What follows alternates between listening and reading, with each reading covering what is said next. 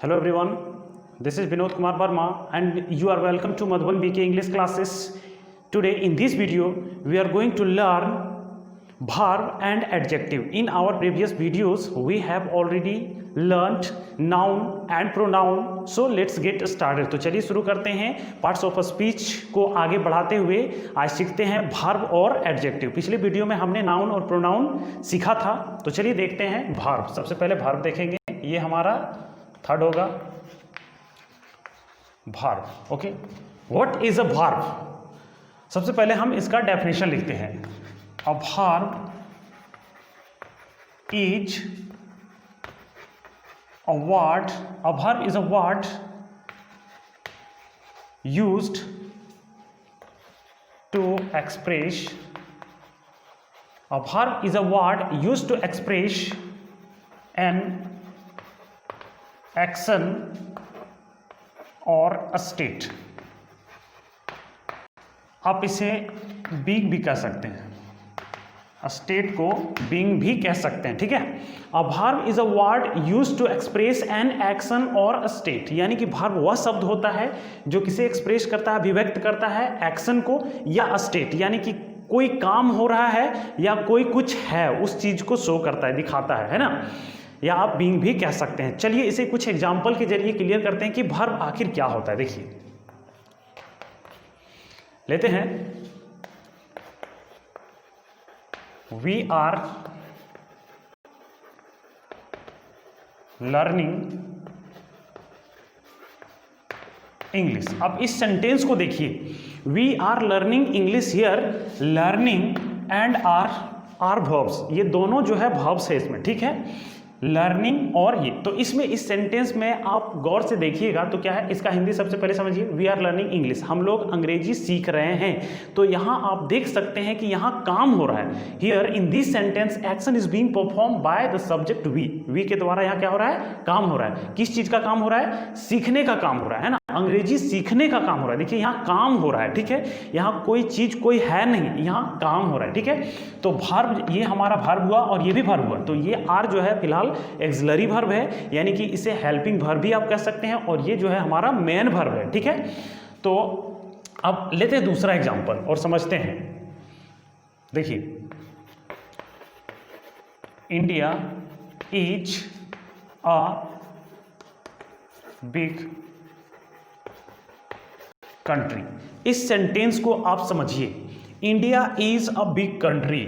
Here is जो है verb है वो. ठीक है, और यहां आप देख सकते हैं कि भारत एक बड़ा देश है, कह सकते हैं, लेकिन यहाँ कोई काम नहीं हो रहा है. यहाँ होने का बोध हो रहा है, होने का सेंस दे रहा है इस सेंटेंस में, है ना. इज क्या कर रहा है, दिखा रहा है कोई कुछ है, यानी कंट्री जो है वो बड़ा है ना. इंडिया जो है एक बड़ा सा कंट्री है, तो यहाँ दिखा रहा है, काम नहीं हो रहा है, बस यहाँ क्या हो रहा है कि वो शो कर रहा है. चलिए दूसरा एग्जांपल लेते हैं और समझते हैं, इसको देखते हैं. He is a farmer. इस सेंटेंस में आप देख लीजिए, सिंपली एकदम सिंपल तरीके से आप समझिए.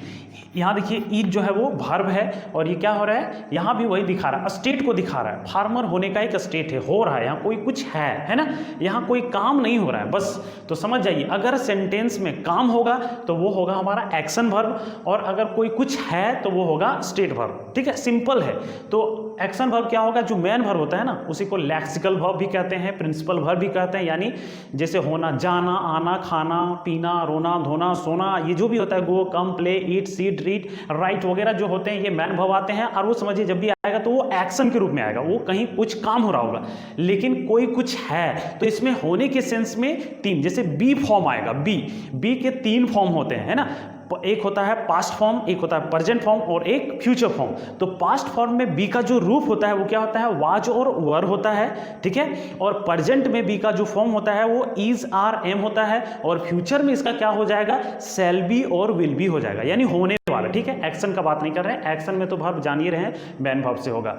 तो हमने देखा कि वर्ब इस तरह से यूज होता है. देखिए आप जो है ना, इसे इस तरह से याद रख सकते हैं. ठीक है, एक्शन और स्टेट किस हिसाब से, गो, कम, ईट, सीट, रीड, राइट, ये मेन वर्ब और वर्ब, मैंने जो अभी बताया तीनों बी वर्ब वाला, ठीक है। अब देखिए अगले वीडियो में जब हम इसे वर्ब को डिटेल कंप्लीट जब पढ़ेंगे ना, तो वर्ब के बहुत सारे काइंड्स होते हैं, उसके है ना, पढ़ेंगे तो जानेंगे वर्ब कितने प्रकार के होते हैं। जैसे एक्सिलरी वर्ब, ये तो मैन वर्ब हमने बताया भी, main verb, principal verb, lexical, एक ही नाम है उसको। फिर हम बोलेंगे इसे एक्सिलरी वर्ब, एक्सिलरी वर्ब क्या होता है, मॉडल वर्ब क्या होता है, ये सब जानेंगे, एक्सिलरीज, मॉडल वर्ब्स, ओके।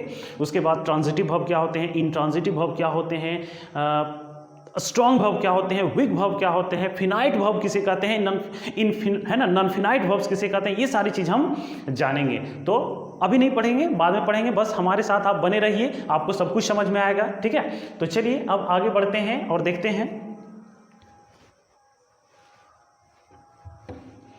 इसे मिटा देता हूं मैं और आगे लिखते हैं adjective of.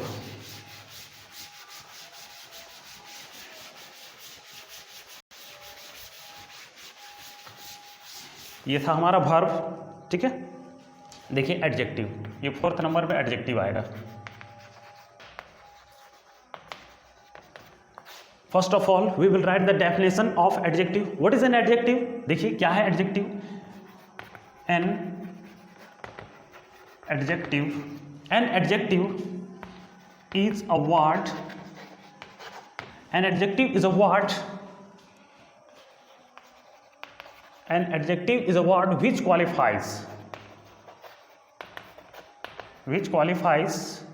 a noun or pronoun। समझिएगा, an adjective is a word which qualifies a noun और प्रोनाउन। एडजेक्टिव वह शब्द है जो नाउन और प्रोनाउन को क्वालिफाई करता है, यानी उसकी विशेषता बतलाता है। कैसे? चलिए हम इसे एग्जाम्पल के जरिए देखते हैं। आप इसे ऐसे भी कर सकते हैं, an adjective is a word used to add something to the meaning of a noun, okay. यानी क्या करता है, नाउन के मीनिंग को वो एक्सप्रेस कर देता है, एक्सपेंड कर देता है, बढ़ा देता है ना। जैसे देखिए एग्जाम्पल लेते हैं और एग्जाम्पल के जरिए समझते हैं कि एडजेक्टिव क्या होते हैं।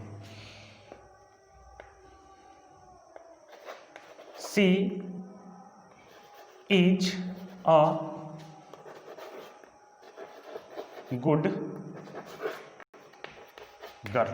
She is a good girl. अब इस सेंटेंस को देख सकते हैं, she is a good girl. यहां देखिए गर्ल जो है ये क्या कर रहा है, गुड, गुड जो है उसकी विशेषता बता रहा है, यानी गर्ल की विशेषता। अगर हम सिंपली बोलते हैं सी इज अ गर्ल, वो एक लड़की है, लेकिन यहां देखिए अगर हम गुड जोड़ दिए एडजेक्टिव, ये हमारा क्या है एडजेक्टिव, तो ये क्या कर रहा है, गुड गर्ल की विशेषता बतला दे रहा है ना, यानी उसको और भी एक्सपेंड कर दे रहा है, मीनिंग को बढ़ा दे रहा है कि वह एक अच्छी लड़की है ना, इस तरह से। तो ये गुड जो होगा हमारा क्या होगा, एडजेक्टिव होगा। चलिए दूसरे एग्जाम्पल के जरिए देखते हैं।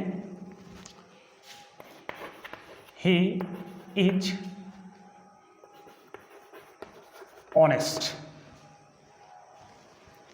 इस वर्ड को आप देखिए, ऑनेस्ट, ही इज ऑनेस्ट, वह ईमानदार है ना, ही इज ऑनेस्ट। इसको आप ऐसे भी लिख सकते हैं, he is an honest man. इस सेंटेंस को आप थोड़ा सा समझिए, इसमें हमने देखा क्या लिखा है, ऑनेस्ट, और यहां फिर से ऑनेस्ट। तो ही इज ऑनेस्ट, वह ईमानदार है, he is an honest man, वह एक ईमानदार आदमी है। दोनों में ऑनेस्ट जो है ये एडजेक्टिव है ना, एडजेक्टिव। और ये क्या कर रहा है, नाउन, इसको क्वालिफाई कर दे रहा है। किसे क्वालिफाई कर दे रहा है, मैन को क्वालिफाई कर दे रहा है, उसकी विशेषता बतला दे रहा है, ठीक है। और यहाँ जो है ऑनेस्ट क्या कर रहा है, प्रोनाउन ही की विशेषता बतला रहा है, ठीक है। तो यहाँ देखिए एडजेक्टिव जो होते हैं दो तरह से यूज होते हैं। कैसे यूज होते हैं, एक तो इसका जो होता है ना, एक प्रेडिकेटिव यूज होता है और एक एट्रीब्यूटिव यूज होता है। तो समझिएगा, when an adjective is used, when an adjective is used before a noun, when an adjective is used before a noun, it is said to be used attributively. When an adjective is used after a verb as a part of predicate, it is said to be used predicatively, okay. तो दो तरह से use हुआ। तो यहां आप देख सकते हैं ये प्रेडिकेटिव के रूप में यूज हुआ है और यहां एट्रीब्यूटिव, क्योंकि ये नाउन के पहले हुआ है। तो ये दो यूज होते हैं, एडजेक्टिव के यूज हैं, ठीक है। अब चलिए कुछ और एग्जांपल के जरिए इसे हम समझते हैं। जैसे बोलते हैं, you ate some rice। You ate some rice. आप इस सेंटेंस को देखिएगा, ये सम जो है ना ये क्या है, एडजेक्टिव है। क्यों? क्योंकि ये राइस जो नाउन है उसे क्वालिफाई कर रहा है, यानी उसकी विशेषता, यानी तुम कुछ चावल खाए, ठीक है, यू एट सम राइस। तो ये लेकिन होगा क्या, एडजेक्टिव ऑफ ये क्वांटिटी है, ठीक है, क्योंकि ये मात्रा को दिखा रहा है, चावल का जो मात्रा है ना उसे दिखा रहा है, शो कर रहा है, तो हम इसे कहेंगे सम जो है एडजेक्टिव तो है, ये एडजेक्टिव है लेकिन एडजेक्टिव ऑफ क्वांटिटी। अब देखिए एडजेक्टिव ऑफ नंबर कैसे यूज होते हैं, ठीक है, आई हैव 5 पेन्स। अगर हम इस तरह सेंटेंस बोलते हैं आई हैव 5 पेन्स, तो यहाँ 5 जो है ना हम इसे कह सकते हैं ये हमारा एडजेक्टिव है। क्यों?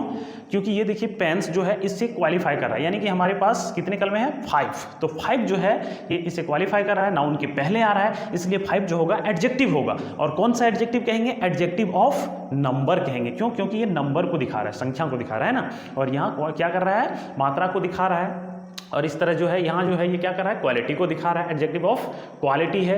तो इस तरह से एडजेक्टिव जो है यूज होते हैं, ठीक है। एडजेक्टिव को हम और भी अच्छे तरह से जो है, जब हम एडजेक्टिव को कंप्लीट पढ़ेंगे, उसके काइंड्स के हिसाब से पढ़ेंगे ना, तो उसके बाद जो है हम लोग कंप्लीट इसका नॉलेज लेंगे, 1 by 1 करके डिटेल नॉलेज लेंगे। तो आज तक के लिए इतना ही है, अब आगे वीडियोस में पढ़ेंगे, ठीक है। अगर वीडियो आपको अच्छा लगा होगा तो आप वीडियो को लाइक कीजिए, अपने दोस्तों में शेयर कीजिए। अगर आप इस चैनल पे पहली बार आए हों तो चैनल को सब्सक्राइब जरूर कीजिए और बेल आइकन पर प्रेस जरूर कीजिएगा, क्योंकि आपको जो है वीडियो का नोटिफिकेशन सबसे पहले मिले। That's all for today, see you tomorrow in the next video. Thank you.